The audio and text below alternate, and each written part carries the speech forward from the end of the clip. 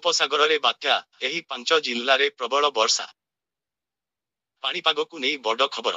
ବଙ୍ଗୋପସାଗରରେ ବାତ୍ୟା, ମୌସୁମୀ ଅପସାରଣ ପରେ ସୃଷ୍ଟି ହେବାକୁ ଯାଉଛି ଦ୍ୱିତୀୟ ବାତ୍ୟା। ଏ ନେଇ ପାଣିପାଗ ବିଭାଗ ପକ୍ଷରୁ ବଡ଼ ସୂଚନା ଦିଆଯାଇଛି। ବାତ୍ୟା ଦାନାର ପ୍ରଭାବ ଏଯାଏ ମନରୁ ଲିଭି ନଥିବା ବେଳେ ଏବେ ବଙ୍ଗୋପସାଗରରେ ଡରାଇଲାଣି ଆଉ ଏକ ବାତ୍ୟା।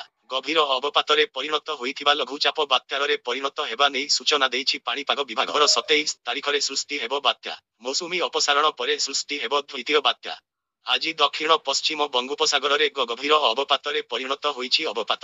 ଏବେ ତାହା କରୁଛି ଉତ୍ତର ଓ ଉତ୍ତର ପଶ୍ଚିମ ଦିଗରେ ଏହା ଗତି କରୁ, ଯାହାକି ଆସନ୍ତାକାଲି ବାତ୍ୟାର ରୂପ ନେବ। ବାତ୍ୟା ହୋଇ ସେହି ସମାନ ଦିଗ ଉତ୍ତର ଓ ଉତ୍ତର ପଶ୍ଚିମ ଦିଗରେ ଗତି କରି ତାମିଲନାଡୁ ଉପକୂଳ ନିକଟବର୍ତ୍ତୀ ହୋର ସମ୍ଭାବନା ରହିଥିବା କହିଛି ପାଣିପାଗ ବିଭାଗ। 2 ଦିନ ଭିତରେ ଅର୍ଥାତ୍ ନଭେମ୍ବର 29 ବେଳକୁ ତାମିଲନାଡୁ ଉପକୂଳ ନିକଟବର୍ତ୍ତୀ ହେବା ନେଇ ଆକଳନ କରାଯାଇଛି।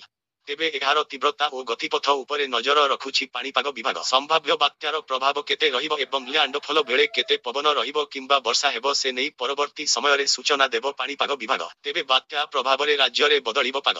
28 ରାଜ୍ୟରେ କୋହଲା ପାଗ। 28 ତାରିଖରେ କେନ୍ଦ୍ରାପଡ଼ା, ଜଗତସିଂହପୁର, ପୁରୀ, ଗଜପତି, ଗଞ୍ଜାମରେ ହାଲୁକା ବର୍ଷା ହେବ। ନଭେମ୍ବର 29ରେ ବାଲେଶ୍ୱର, ଭଦ୍ରକ, କେନ୍ଦ୍ରାପଡ଼ା, ଜଗତସିଂହପୁର, ଗଞ୍ଜାମ ଓ ଗଜପତିରେ ହାଲୁକା ବର୍ଷା ହେବ। ଉପକୂଳ ସଂଲଗ୍ନ ଜିଲ୍ଲାରେ କୋହଲା ପାଗ ଦେଖିବାକୁ ମିଳିବ। ସମ୍ଭାବ୍ୟ ବାତ୍ୟା ପ୍ରଭାବରେ ଦିନର ତାପମାତ୍ରାରେ ହ୍ରାସ ଘଟିବ। 30 ଓ 31ରେ ଉପକୂଳ ଓଡ଼ିଶା ସମେତ ଦକ୍ଷିଣ ଓଡ଼ିଶାରେ ହାଲୁକା ବର୍ଷା ସମ୍ଭାବନା ରହିଛି। ଏ ନେଇ ଆକଳନ କରିଛି ଆଞ୍ଚଳିକ ପାଣିପାଗ ବିଭାଗ।